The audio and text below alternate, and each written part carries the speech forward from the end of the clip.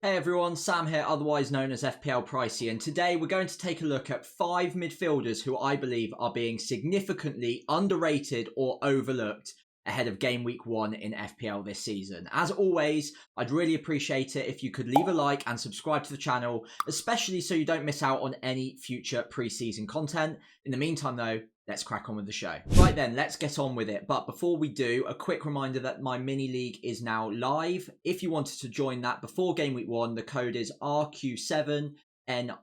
It'd be great to have you in my mini league this season. And as always, most of the data in today's show is provided by Fantasy Football Hub. They're currently offering 50% off. If you wanted to get a hold of that discount, the link is in the description below. But now let's get started with a player I'm incredibly excited about this season in general, and that is Yankuba Minte. Apologies if I've mispronounced that, by the way. He is a new player, or newish to the Premier League, because technically he was on Newcastle's books last season, although he was on loan at Feyenoord.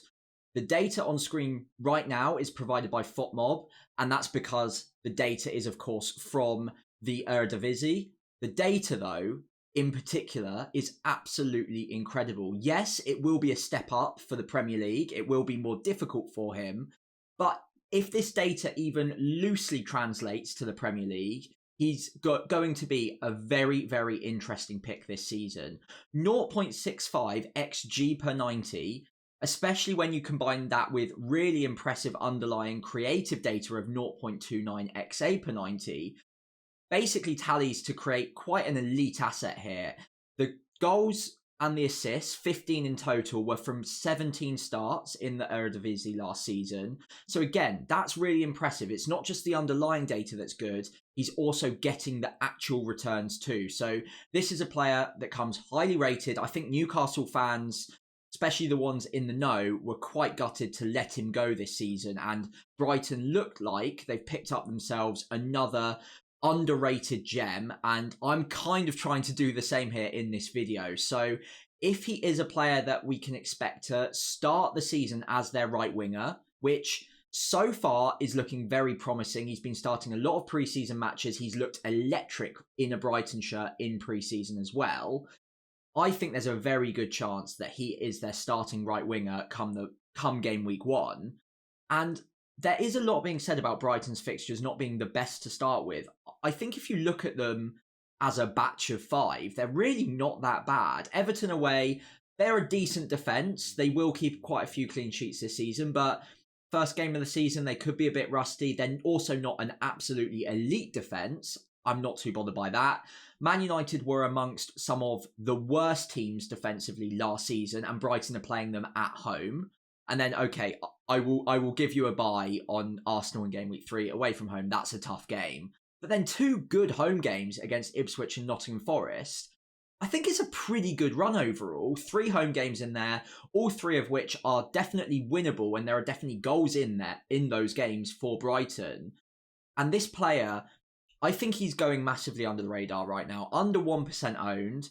He does come in very highly rated, and okay, yes, there will be maybe a little bit of downgrading required from this underlying data to put him into a Premier League side. It will be more difficult, but I still expect him to do very, very well. And even if he gets half of this underlying data, he's still going to be very good value for money at 5.5 million. So he's certainly in the conversation for me as the 5.5 of choice. There are a lot of good options at that price point. So by no means am I guaranteeing him a spot in my starting 11 come game week 1, but he's a player that I've got my eye on. He could easily wiggle his way into the starting 11 for me, and I really wouldn't disregard him based on fixtures alone. I think they're really not that bad.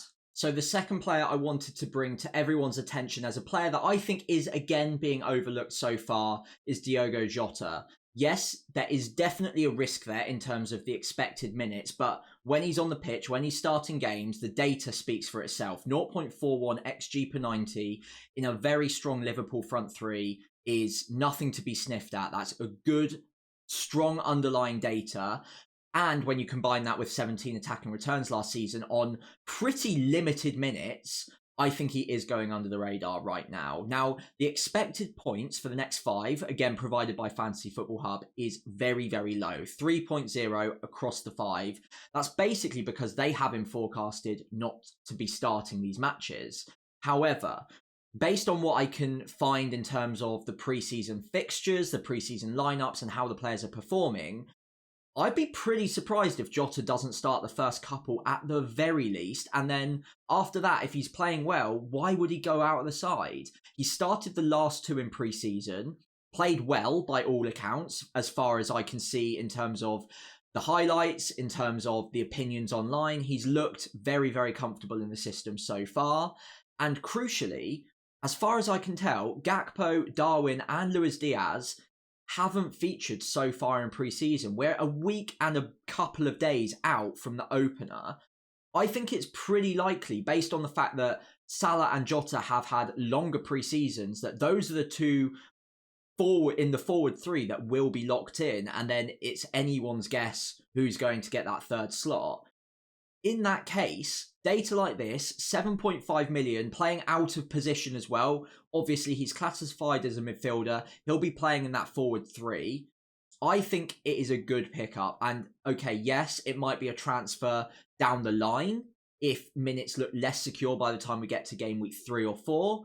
But I think for those first couple of weeks, especially if you're on a really short turnaround on the wildcard and you're looking to do it around that first international break between game week 3 and game week 4, I think Jota is a high upside pick with good fixtures for the first 3, and actually longer than that if he holds his place in the side. Great data and really, really differential. I wouldn't go so far as to say that he's an alternative to Salah per se, and you definitely can't cover off Salah with him. But if you wanted a cheaper route into the Liverpool front line, I think Jota right now, as far as I can tell, is the man to do so. This is a bit of an out there pick though, so do let me know in the comments below who you think the starting front 3 for Liverpool will be come game week 1. So the third player that I want to bring to everyone's attention is Jarrod Bowen. And again, he's a player that I really haven't seen anyone discussing online since the game launched. I think he's been priced well, 7.5. And again, the data's decent, over 0.5 XGI per 90. A lot of that's goal threat. He does sometimes play out of position as a centre forward, obviously again classified as a midfielder. And 16 goals last season, that's not a bad return for a 7.5. That's actually pretty strong, especially when you match that with the underlying expected points from the first 5, again thanks to Fantasy Football Hub, of over 5 points a game on average. I think it's really strong across the board. West Ham's fixtures, I think it's fair to say they're not the best, but from an attacking point of view, I'm really not that fearful. Villa, Crystal Palace away from home, Man City again, fair enough, that's a fairly tough game. But Fulham and Chelsea as the final 2 in that bank of 5, I don't think it's outlandish to think West Ham score in at least 3 or 4 of those games. Man City, sure, they might struggle. Villa won't be easy, but it's game week 1. That tends to be fairly tumultuous. Players are coming back in. I really don't mind it. And he will sneak under the radar for a lot of managers. 7.5 is proving to be a pretty tricky price point to squeeze into your side. It's not one that I've seen a lot of players mentioned in. I think Anthony Gordon's the one that probably jumps out. But Jarrod Bowen is so essential to the way West Ham play that even though he's had a shorter pre-season, I think he comes straight back into the side as the right winger of choice.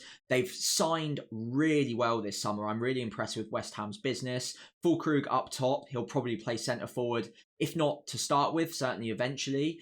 And Somerville as well will probably be a regular starter down the left-hand side, you'd imagine. But all of that combines to give us a really strong front 3. And it probably puts Paquetá through the centre again. And again, that could be really beneficial to West Ham creating plenty of chances in the early few game weeks. The final thing to maybe mention or take into account is the fact that Bowen has had a shortened pre-season. He hasn't yet played any of the pre-season friendlies. Obviously, that's because he was away with England. But when you look at what he was up to over the summer with England, he didn't really get that many minutes. I don't think he's exactly going to come back tired or like he needs a longer rest to get back up to speed.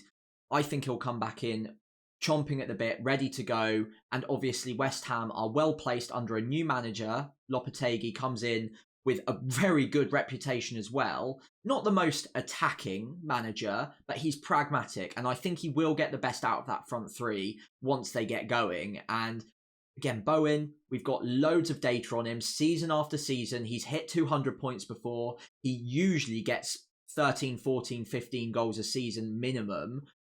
I like the look of him a lot. It's just whether or not the fixtures are good enough to put him ahead of some of the other alternatives, perhaps with better fixtures, perhaps at a lower price. But there's a lot of certainty with Bowen, whereas with other players around this price point and under, there's one or two question marks. So do not disregard Jarrod Bowen. He's a player that I would certainly be considering from the off. The expected points are really, really strong. So maybe one that is being pretty significantly overlooked. So Son Heung-min is by no means differential. He's over 10% owned. So he's not a player that is necessarily being overlooked completely. But I think for what it's worth, he is still being maybe slightly undervalued at the start of the season. I would expect him to be in slightly more teams than he has been. And again, I think the narrative is very much that you can go without him at the start of the season. He's had a full preseason, which is rare for Son. He usually goes off and plays matches over the summer. So he should come back very fit, firing, chomping at the bit. Great underlying data last season, as we all know, it up at nearly 0.6 XGI per 90.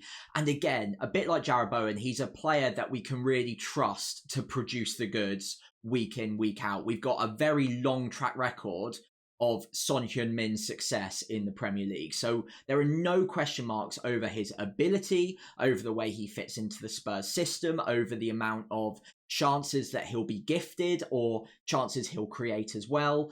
There's so much safety there. And unlike the other picks around his price point, around 9.5 to up to 10.5, most of those players have had very short pre-seasons. They've been away on international duty most of the summer, whereas Son hasn't got any of that to deal with. Spurs also have a really decent couple of games to start off the season with. Leicester away from home, Everton at home.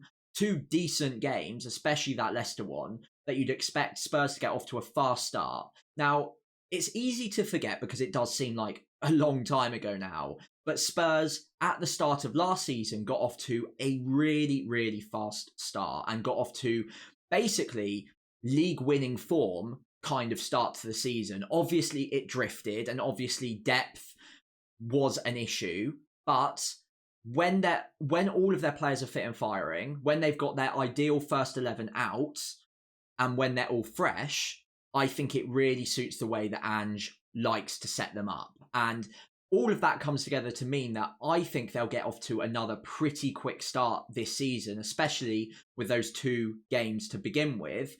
And then also with Son in particular, that Newcastle game, whilst they have a tumultuous time of it against Newcastle in recent memory, the last time that I recall Son playing Newcastle, he kind of had Kieran Trippier on toast several times throughout that match. And it looks like Trippier, as it stands, is going to be their starting right back.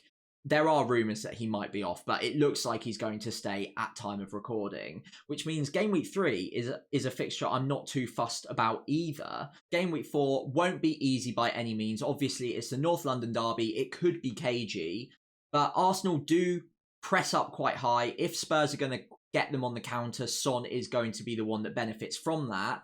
And then Brentford in game week 5, again, is not a fixture I'm particularly scared of.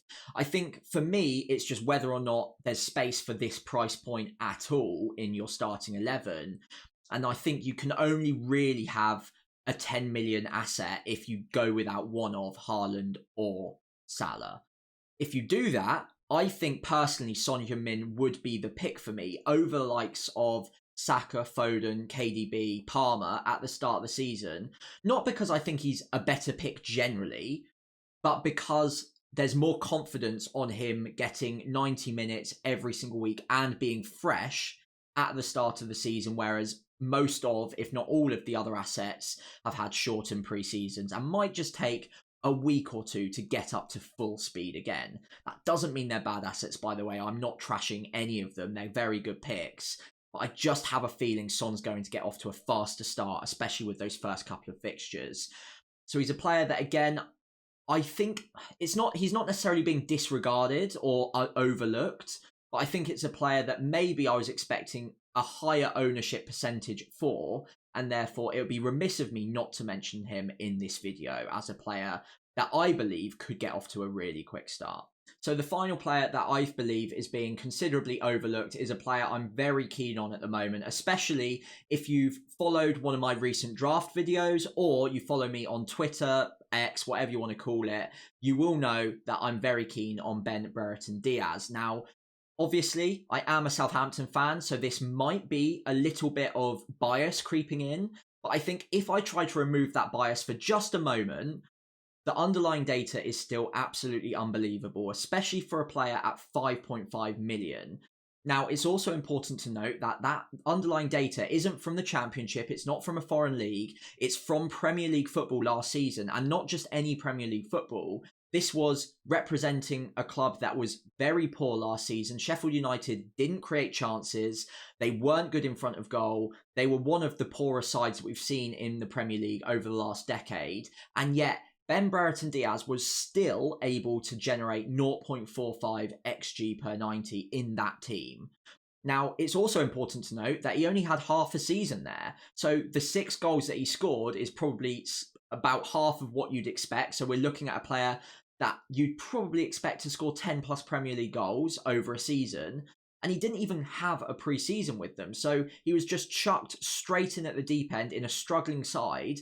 And he was still capable of getting 6 goals, good underlying data in a really poor team. Now, at the moment, Ben Brereton Diaz, a bit of a tongue twister there, is only 0.3% owned. I think that is a significant underrating of this midfielder. He will be playing across the front 3 for Southampton. I think the minutes should be pretty secure. I don't think he'll necessarily get 90 every week, but very few players do. I think he'll get over 70 week in, week out, probably creeping towards 90 as he gets bedded in. And I think he will be playing centre forward more often than not. There's also a chance he plays off the left wing. He did in a pre-season friendly for us the other day.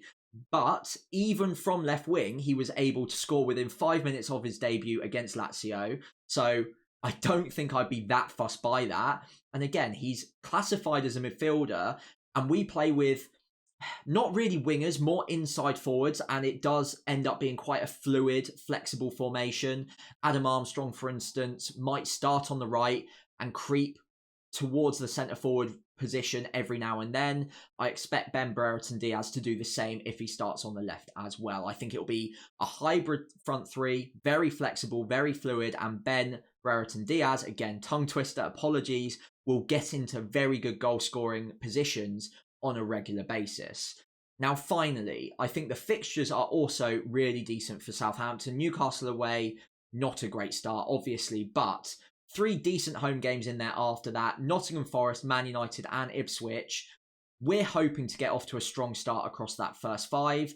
I think at 5.5 million, he's one of the standout options. I've obviously already recommended Yankuba Minte as well from Brighton.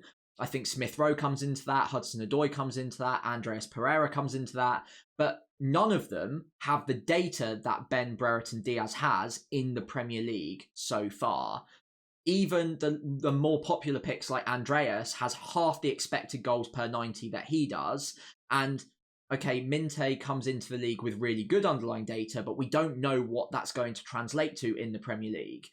Now, on Ben Brereton Diaz's side, we know what he's like in the Premier League. We've seen it in a really poor side. So hopefully this will translate really well to this season. As I wrap up today's video, please let me know what you think of the 5 players that I've talked about today. And very importantly, let me know which players I've missed and haven't had time for in this video that you believe are being overlooked in the midfield so far in pre-season. Really interested to hear your thoughts on that one.